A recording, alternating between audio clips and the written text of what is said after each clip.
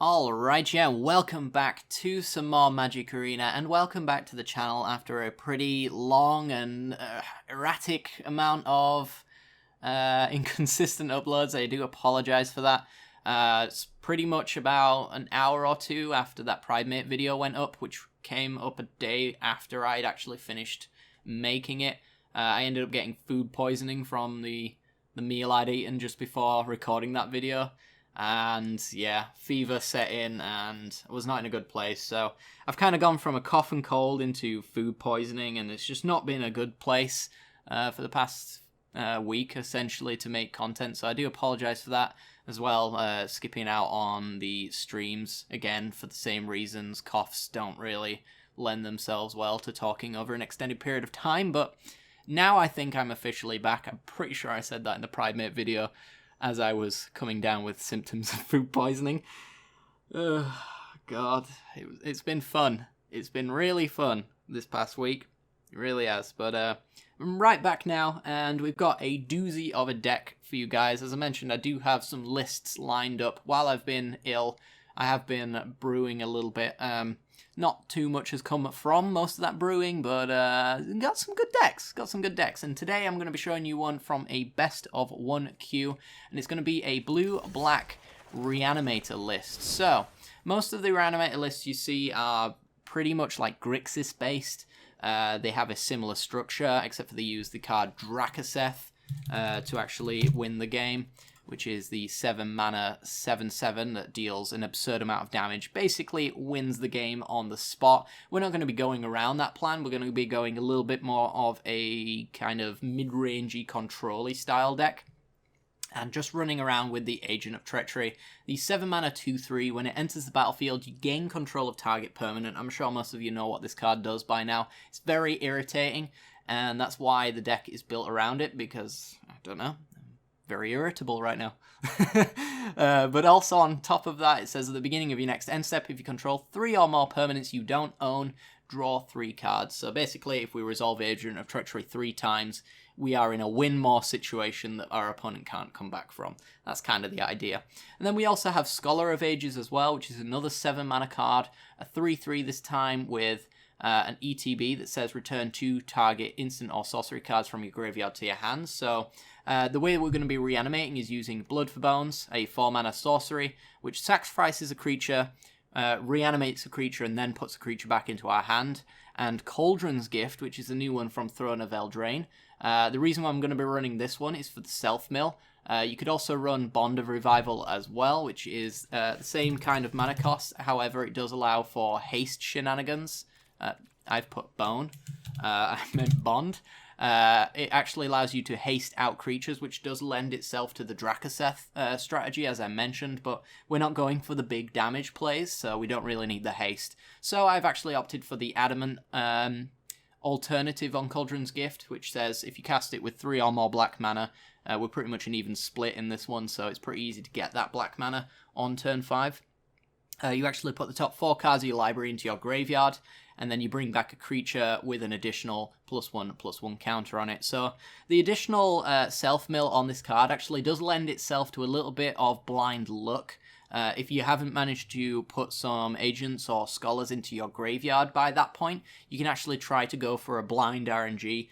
You can do a little bit of math to see what your odds are on actually hitting those cards, but again, it's kind of going to be a little bit of variance RNG. You know, these 4 agents could be right at the very bottom of your deck, and if they are, you're probably just going to lose the game in general, but you get the idea. The self-mill is very important here. As well as that self-mill, we do have Merfolk's Secret Keeper, again, another card from Throne of Eldraine. We're going to be using the Venture Deeper side of it, the 1 blue mana, to put the top 4 cards of our library into our graveyard, essentially. We can use that on our opponent as well for another Throne of Eldraine card, which is Drown in the Lock. I'm going to be running this as a 2-of, because it is a very, very good card. However, it does require a little bit of assistance from the deck, something we're not entirely actually assisting it with, which is why it's going to be a 2-of and nothing more than that. but if you can enable this, it's basically the best removal and counterspell card in the format, and it's very nice to just be looping it off of a Scholar of Ages as well. You can lock your opponent out of the game by just like Blood for Bonesing a Scholar of Ages, bringing back Blood for Bones so that you can bring back your Scholar of Ages, and then bring back Drown in the Lock as the second instant and sorcery. Permanently locks their top decks out of being good, essentially, unless there are cast trigger kind of value effects. That's the only way they're going to get out of that lock, essentially. So it's one thing that you could do with that.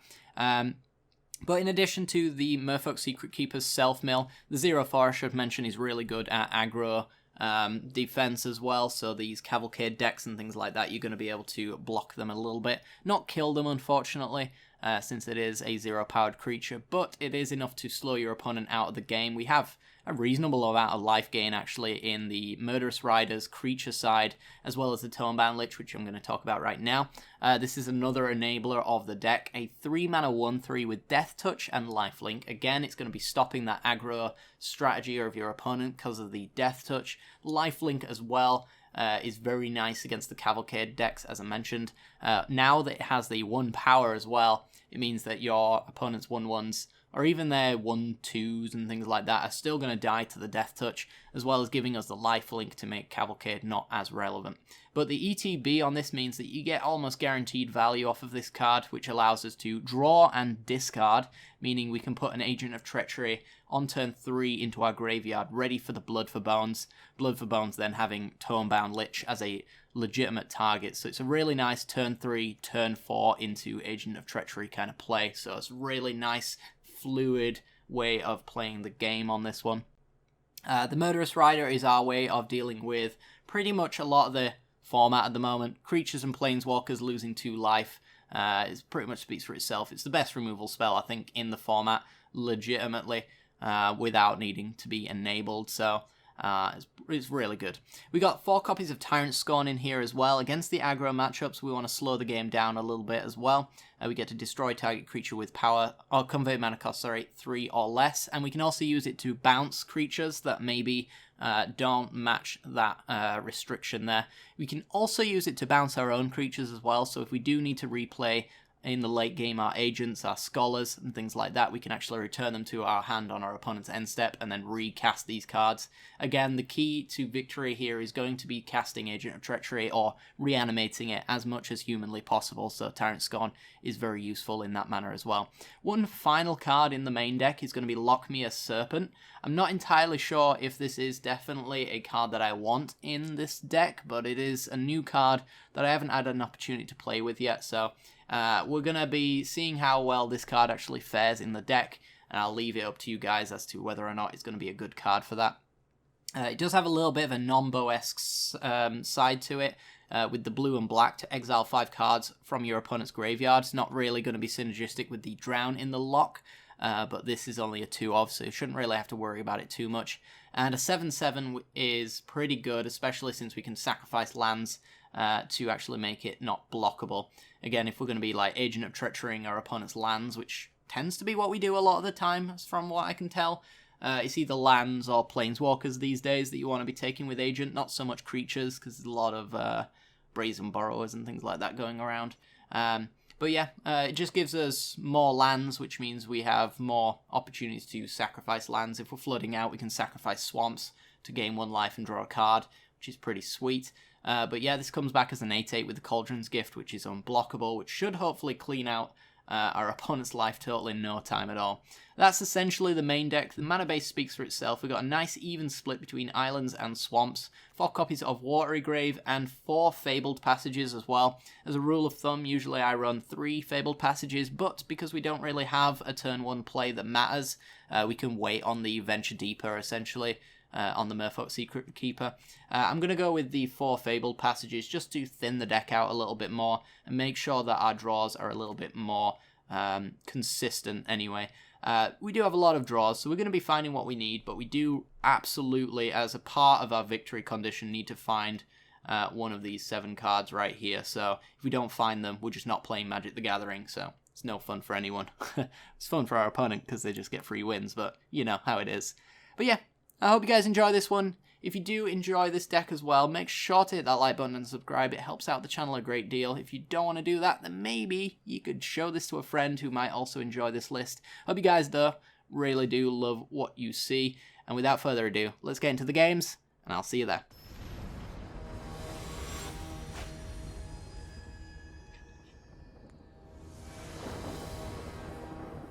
Alrighty then, we're in. And, an interesting hand, for sure. I don't know if I can keep it, though. We don't really have a path towards reanimating this Agent of Treachery. We don't have the double black for Murderous Rider, so all we really have is Secret Keeper to try and enable Drown in the lock, and even the mana's not good enough for that. So let's mull and get a severely better hand. Okay, this is... oh boy, this is pretty good. What do we put back, though? I kind of like disrupting my opponent with Tyrant Scorns. I guess I could get rid of one of them on the off chance our opponent's not really playing a creature deck. We got Thought Erasure, which will get them no matter what they're playing. And then Tonebound Lich. If they are a creature deck, we've kind of got a good enough blocker. Blood for Bones later, you know? Yeah, I think I can get with a Tyrant Scorn dump there. We'll see. Matchup dependent, best of one. Comes with their territory, right? So, swamp and go for us and our opponent. See what we're working with. Black, white, so maybe a Pridemate deck. So I'm going to go with a Thought Erasure here, obviously, because it's our only play, but also the Surveil allows me to get a third land, potentially. All right, okay. So, Mortify is annoying, I suppose. Liliana, not so much with double Murderous Rider in hand. Bellhorn, irritating, but as long as we put something like a Scholar or an Agent of Treachery in our hand, then we've got discard fodder anyway. Yeah, I think I might just take the Mortify here. And, yeah, sure, why not? I'd prefer it to be a Swamp, for obvious reasons. But it does allow us to get there on the Tonebound Lich, draw and discard, so... yeah. You wanna hurt me, don't you? Hurt me with your tool. So you take Tonebound Lich, right? I think that's what you take here. Maybe you don't want me to... oh, you want me Blood for Bones, okay. I had nothing to reanimate really anyway, so... you know. Tonebound Lich. Let's go with... I think dump Tyrant Scorn, because we're not going to use the bounce on it, and Bellhaun's a 4 mana, so I can't kill them either, so... seems like a bad card for the situation, which makes me happy about the bottom as well, in our opener. Opponent just passes with open Bellhaunts, you suspicious little thing you. Alright. So, it needs to deal combat damage to a player, which is obviously not going to happen, because... why on earth would they just hold open nothing? What do they have? I don't know what they have. Alright, well, Tonebound Lich. I guess maybe they have... I don't know. I am torn. I am torn on what they have. Let's get rid of one of the Murderous Riders, and we'll play...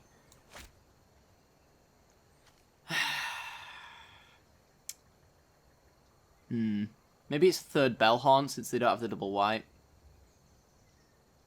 I think I'll play my Swamp. I don't think I care too much about losing Cauldron's Gift, and we'll probably just draw and discard the next card that we find.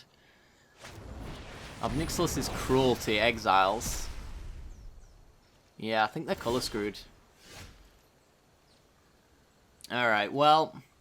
we can pay the Adamant on Cauldron's Gift, but I think what we're going to do first is we're going to go with the Tonebound Lich.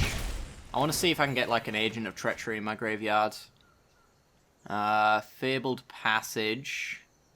That is thinning. Let me just check the bottom of my deck. I would shuffle a Tyrant Scorn back in, which I don't want to do.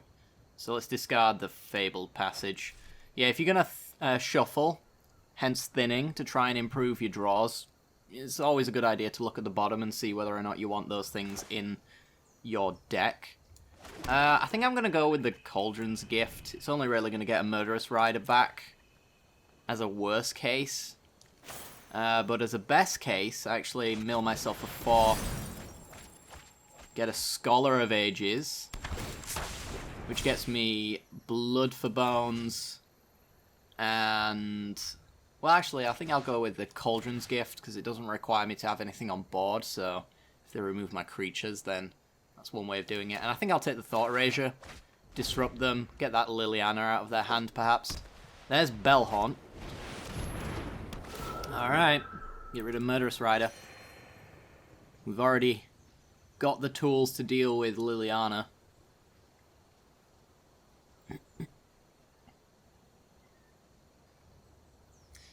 So, I'm liking roughly where we're at. Secret Keeper. Now then. That's a self-mill, so I don't mind that. Means I don't need to get in with my Homebound Lich. Yeah, let's just go get that Liliana. We know we want to go get it. Price of Betrayal. Remove counters from our Planeswalker, essentially. Yeah, let's get rid of Liliana. Homebound Lich into the graveyard. And then we'll self-mill ourselves after combat. Do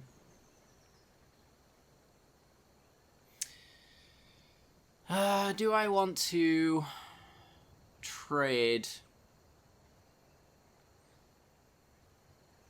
I also might keep the Secret Keeper in my hand for the next Bellhaunt. That seems like a good idea, actually.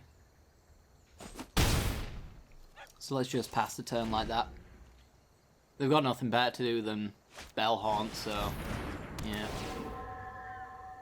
Get rid of Secret Keeper.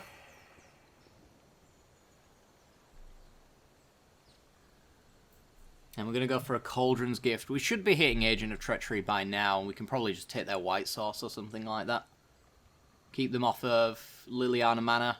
Keep them off of further Bellhaunts.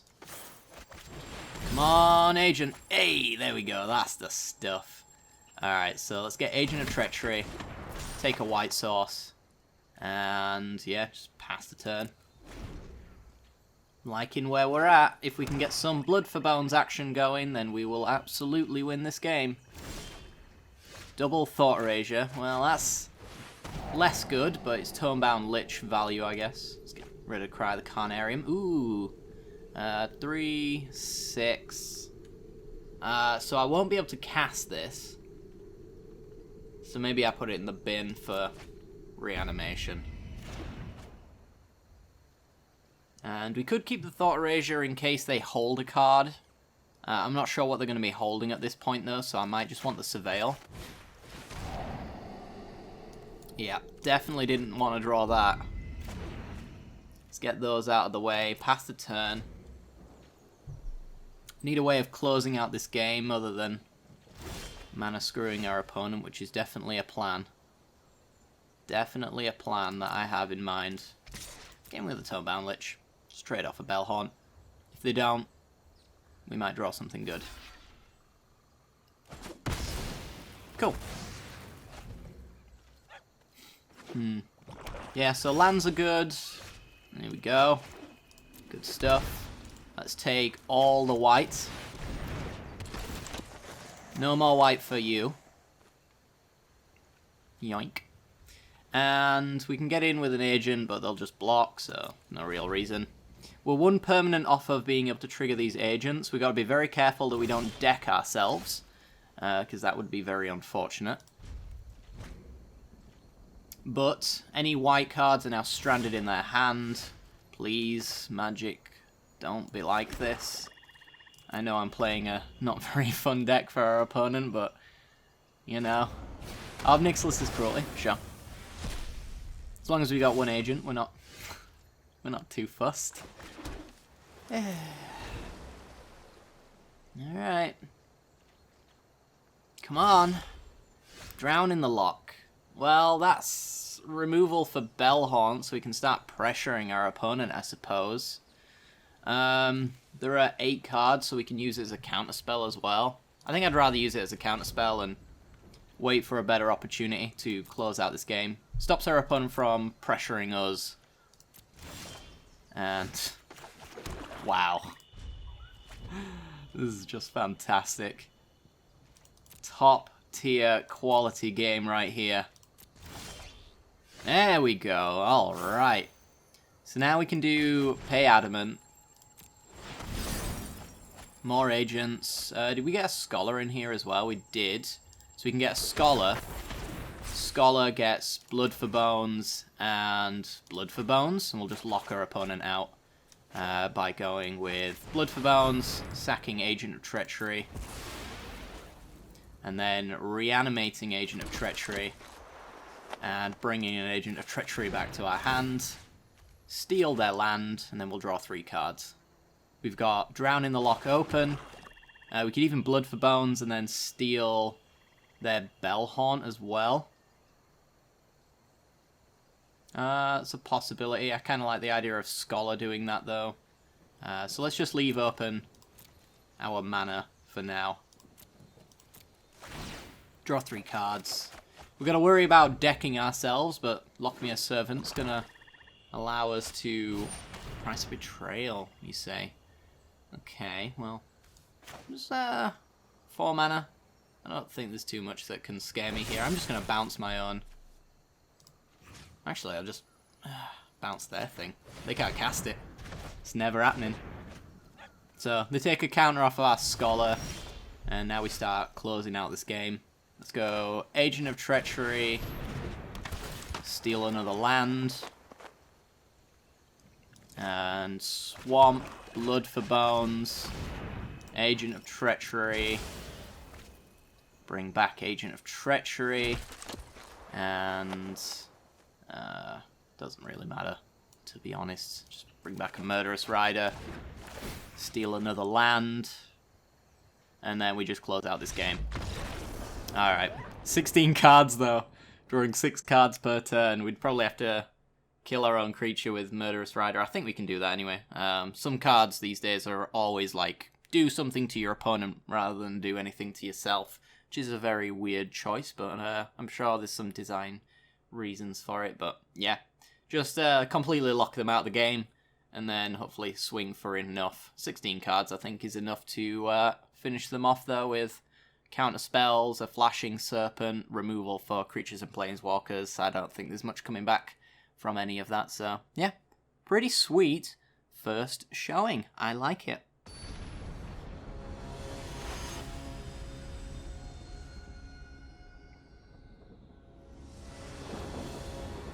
Alrighty then, we're in. We've got a turn 1 tap land on the Fabled Passage, which gives us the double black for Murderous Rider. We got turn 2 Thought Erasure to disrupt. There's a lot of disruption in this hand, and I do like that.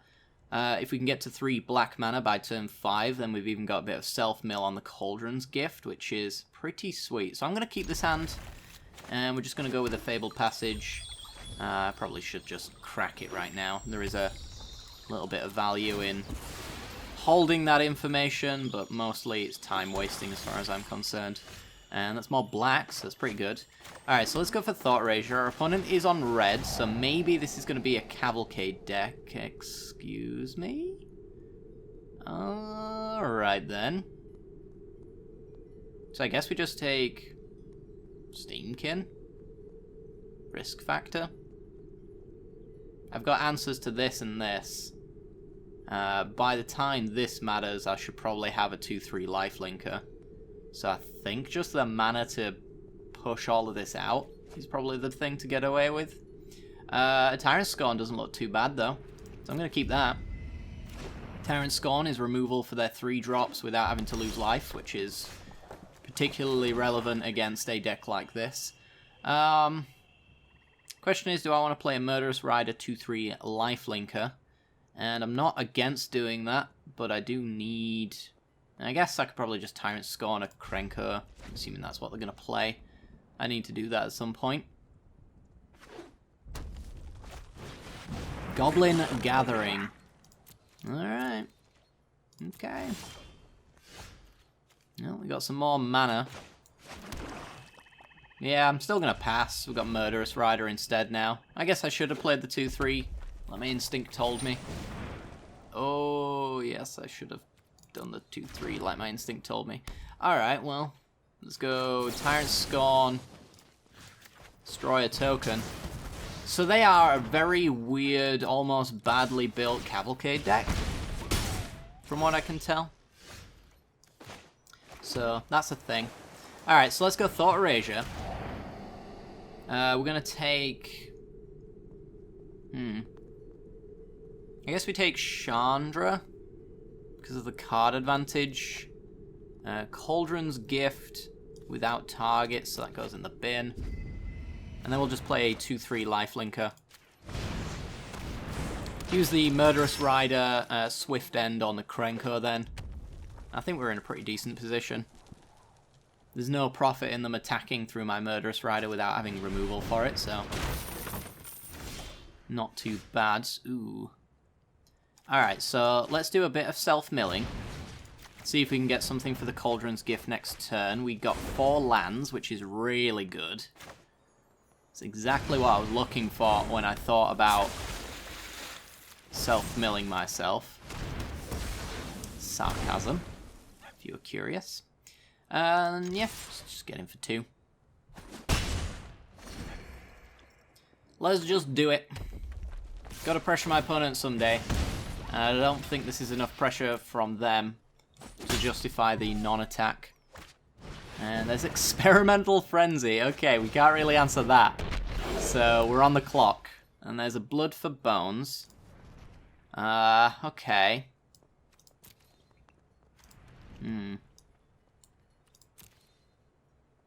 I guess we're going with a Cauldron's Gift blind. See what we can do. Self-mill. We hit literally nothing. Oh, great. We're gonna lose. This thing gets +2/+0. When it dies, it deals 1 damage to any target. Okay. Well, I'm just gonna pass. We don't really have board wipes, because we were trying to not need board wipes and just win. Maybe that's a bit of an oversight. Maybe we need something like a Cry of the Carnarium or a Massacre Girl. It was definitely a consideration of mine. Alright. You do you. Yep. Guessing that means that they haven't got anything particularly good on top of their deck. So Murderous Rider goes back into the deck.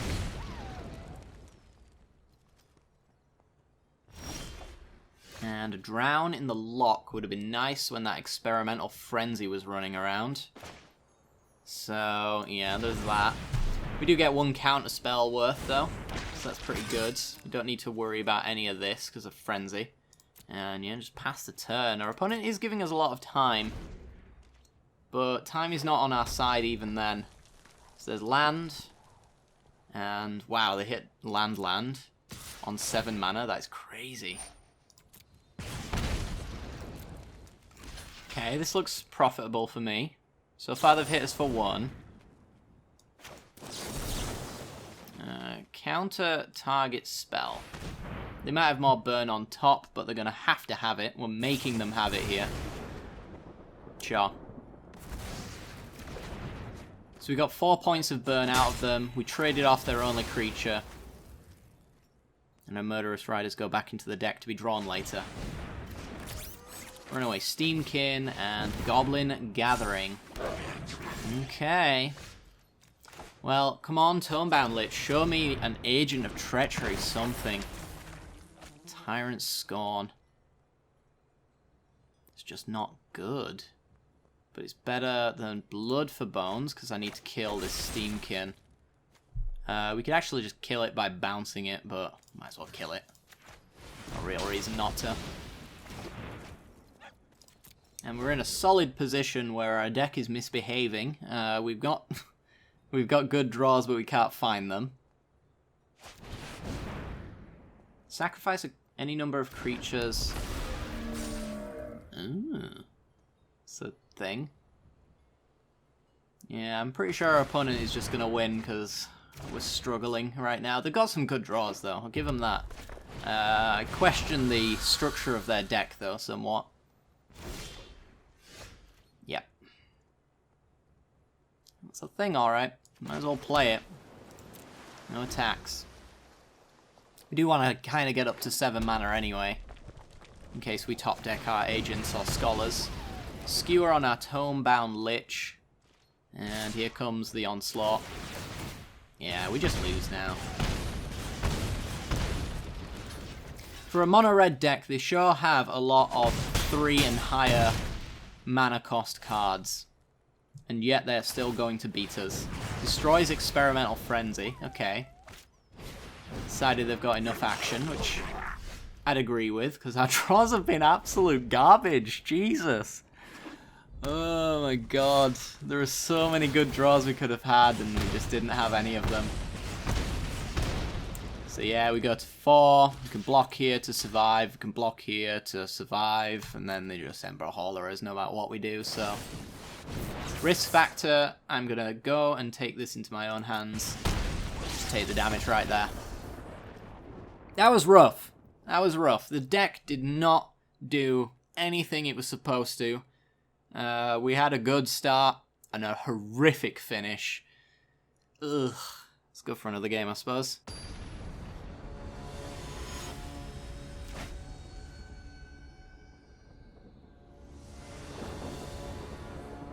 Okay, then, we're in. We got no blue mana for this all blue hand as far as I'm concerned. This is a dead card. We just don't even consider it right now. Yeah, got a mull. And a 3-lander with Tome-bound, Agent of Treachery, Cauldron's Gift, not the fastest way to get to a reanimation, so I think I'm going to put that one to the bottom. I reckon I can actually use Murderous Rider quite effectively if I use this Fabled Passage to go get me a Swamp. So, let's just go do that now. Again, if you're playing professionally, wait on that Fabled Passage so your opponent doesn't know what you're playing. I feel like it is just not enough of an advantage for me to care, and it's just making me do extra clicks, so not interested. Let's go with a Thought Rage. Mystical Dispute. Opponent hates blue. Okay. Plays blue but hates blue. Izzet for our opponent. Let's see if we can dodge another Mystical Dispute. We can. So we get a draw and discard. We get to put a Agent of Treachery in a yard. And there's a 4th mana for Blood for Bones, so some things are going to bode well. Brazen Borrower on our Tome-bound Lich. Okay. So maybe some sort of Izzet tempo list. I imagine they've got counter magic open right now, so Tome-bound Lich not likely to resolve. And if we don't play anything, they're just going to go with the Brazen Borrower, and I'm just going to have to Murderous Rider it, so I'm just going to get this out here. Yeah, there's an Ionize. I'm pretty sure I know exactly what our opponent's playing. So, the problem is, it's not very easy to play around this deck. Crackling Drake. I know less what my opponent is playing, because I did not see that in the list that I'm aware of. Well, let's get this out of here right now. It's going to deal 2 damage to us, probably more if I don't kill it, so let's just do that right now. And then we can play the Murderous Rider, which will enable Blood for Bones for Agent of Treachery. And our opponent's greedy cards will be punished then. We'll probably take an island out of them so they can't Brazen Borrower and Crackling Drake, things like that. Now it doesn't matter, we'll take a mountain. But we'll have to see. I don't expect this Murderous Rider to really live. That's a good card. I'd like it to resolve, which is why I'm going to lead off with something that's more likely to get countered or burnt. The delay on our opponent there was at least due to Brazen Borrower. Chemist was in sight as well. So yeah, this is kind of an Izzet tempo list. It's jam-packed full of counters. Think about it.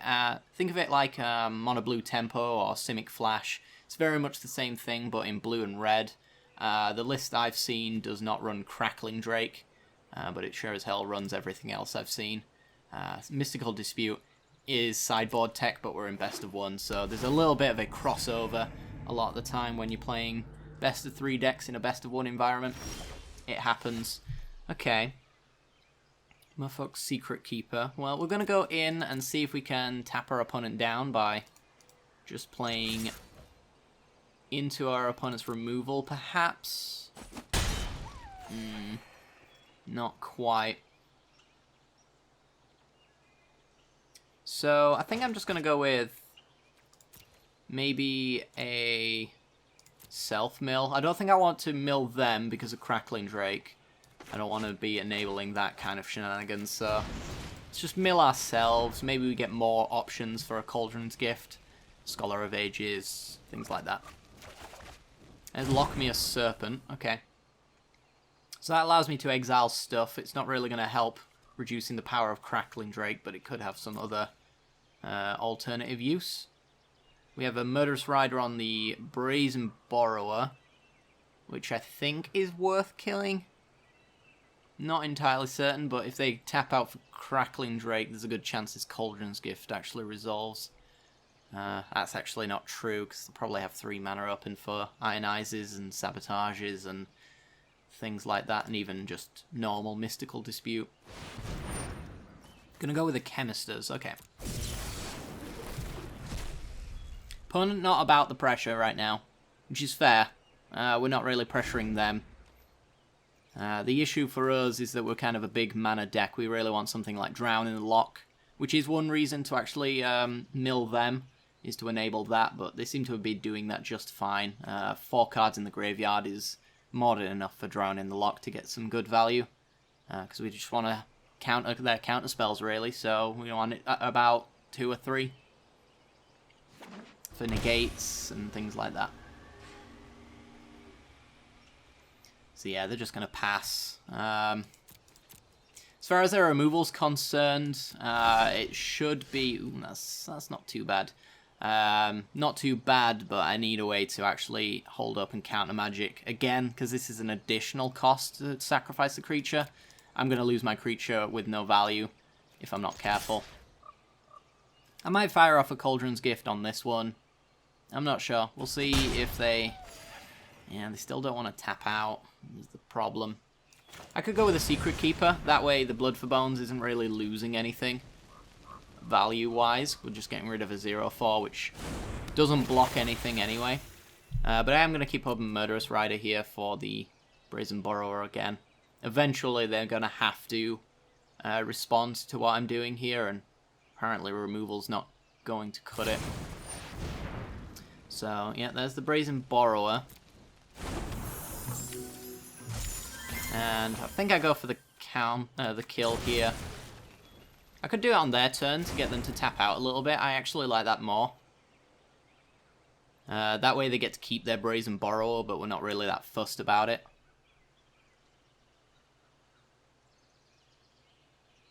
I guess maybe they're thinking, what could we be doing here?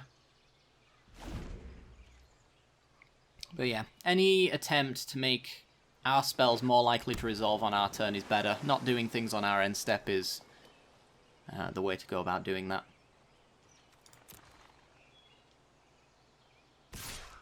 So here comes Brazen Borrower. We're going to try and kill it. See if they want to keep it alive. Get one counter out of them, maybe. They've been playing very slow on their counter. Ooh, Quench. Okay.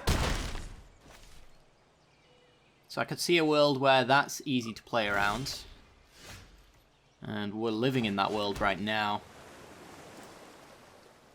So I get an Agent of Treachery with my Blood for Bones that plays around Quench.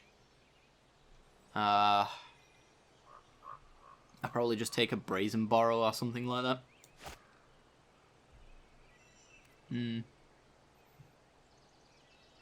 Well, I don't think I actually... No, I don't take anything that they can borrow back. If they've got additional borrowers in hand, I've not given them any reason to use them, is the thing. So, I'd take land, basically. Let's sack our Merfolk Secret Keeper. There's no indication that it's resolved, it's part of the cost, so... See if we can get an Ionize out of them. We're looking into our graveyard to see whether or not this is worth countering. If we can get a double Quench out of them, that's pretty good. Because then I can just hard cast my stuff without having to really consider mana left over. Since Quench is less likely to be the case after 3 being cast during the game. And then it's basically only hard counters from that point forward. I suppose Mystical Dispute, but at the same time, I don't really expect this to be... Wow, okay, that resolved. We're just going to take an Agent of Treachery. And let's put... I guess maybe Murderous Rider. Bring that back, yeah. Pull removal, take their... It doesn't really matter, Steam Vents. Can't hold up in the double black, unfortunately. There might have actually been a line where I could. And then let's get him for 2. But stealing that land actually means we can start hard casting our agents now. And if we can ever get to the point where we have additional draws off of the agent, then we're just going to draw right out of this game. And it's not really going to matter how much counter magic our opponent has. So we can pay the blue and black to exile 5 cards from our opponent's graveyard. That gives us a flash threat as well, a 7/7, again, that requires our opponent to actually tap out on their turn. This is looking like a pretty interesting game. Ouch. Exiles my Murderous Rider. Okay, so that's not getting shuffled back into my deck. Which is a thing. So no more lifelink for us for a little while at least. And pass. So the fact that our opponent didn't counter our Blood for Bones last time is not really an indicator that they don't have any counters in the hand. It just means that they didn't really expect either taking their creature, i.e. just borrowing it back, or taking a land when they've got loads, to really actually have too much of an impact on the game. I think I'm just going to go pre-combat Agent of Treachery. Let's try and steal a land. If they counter it, so be it. Additional agents might start mattering for them, maybe. We'll have to see. But it's nice to have multiple agents, since we now know that they're actually using things that actually exile when they destroy. So they've got the Sinister Sabotage, which is fine. We can just Cauldron's Gift next turn, see what we can do there. Maybe even Murderous Rider, Tonebound Lich, depending on our draws. It's going to be a real close one. It's going to rely on our opponent keeping counter spells going, and eventually putting at least a little bit more tempo on board. More Brazen Borrowers, for example, but they haven't really got a good target. Tyrant's Scorn is a good one against the Borrower. So Brazen Borrower, being a creature here, it does have mana cost 3. A lot of split cards kind of have mana cost equal to both, but Brazen Borrower is a creature when it's in the play. Anywhere except for the stack, this is actually a creature and you count its mana cost on the top there. So, you know, things like Legion's End when you're countering a 1-drop with like a 7 mana instant and sorcery, you still Legion's End that. Things like that. Things to consider. So we could go with a Cauldron's Gift. This gets countered, right? I think maybe I actually just go for like Murderous Rider and Tyrant Scorn though, and try to just pressure our opponent. If they've got no pressure on us, then our tempo of 2 damage per turn is definitely looking a lot better.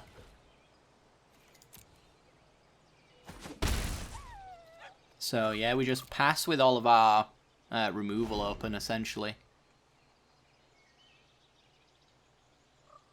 So double removal spell. They know about Murderous Rider, so that's probably going to be the one that we lead off with, especially since we actually want to cast the Murderous Rider creature side of it. So let's go for this one. If they counter this, we don't lose any life, which is great. Alright, they're just going to let that go. And let's see if they put down another threat, perhaps. And then we can Tyrant Scorn it, or just bounce it if we don't like it. Niv Mizzet.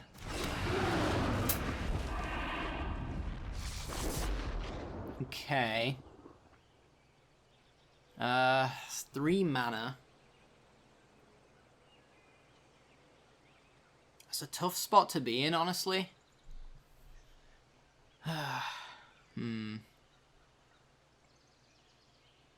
Because we could bounce it and then they get to draw and hit us for 1 down to 10.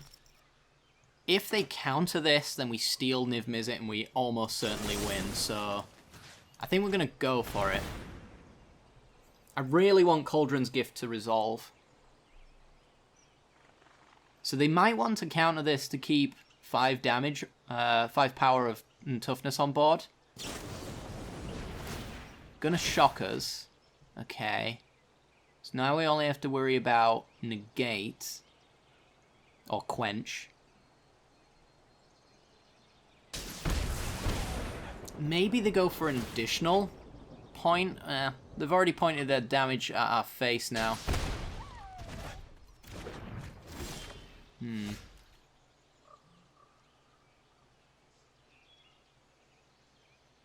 So where do we go from there?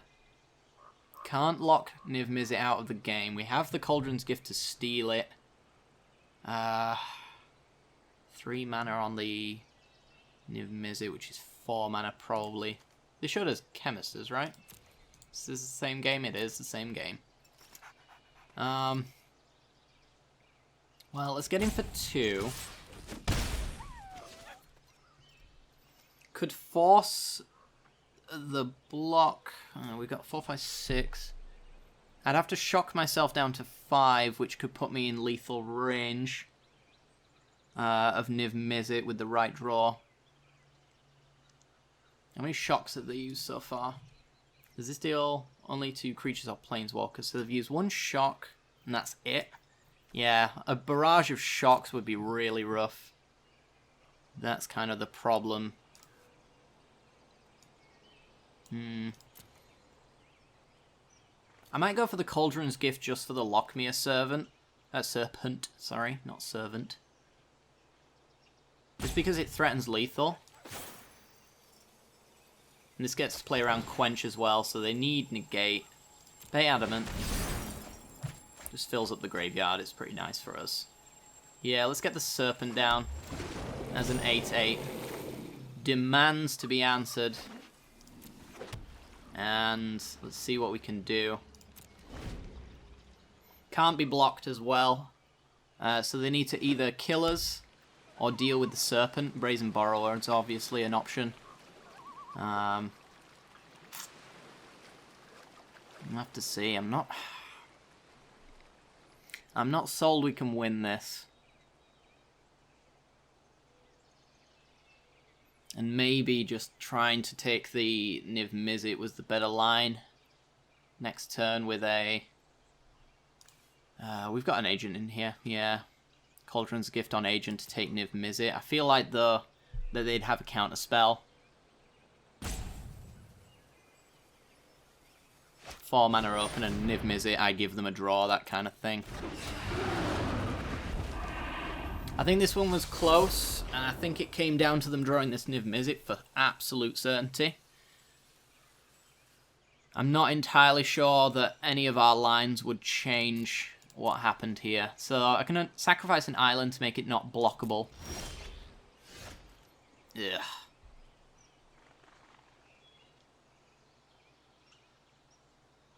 So let's assume they got Brazen Borrower, because they almost certainly do. I think I'd just go with... Yeah, look at them. Already readying it up. And when they untap, we lose as well, so... It's Tonebound Lich. See if there's anything we can draw that changes the math. It's just more lands, yeah. Alright.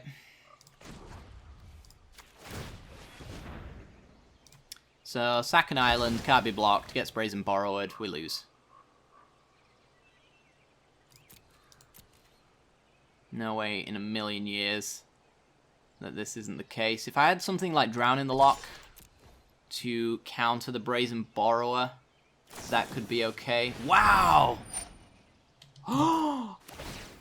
No way! So, 1 damage.